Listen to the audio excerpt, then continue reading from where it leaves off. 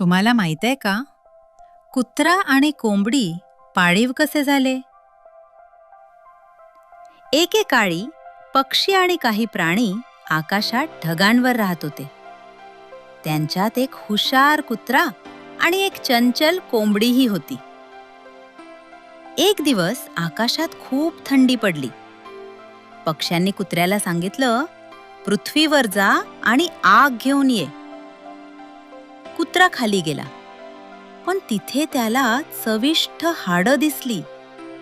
तो खाऊ लागला आणि आग आणायचं विसरून गेला. मग पक्ष्यांनी कोंबडीला पाठवलं. कोंबडी खाली आली. तिला भरपूर दाणे दिसले. तीही खाऊ लागली आणि आपलं काम विसरली.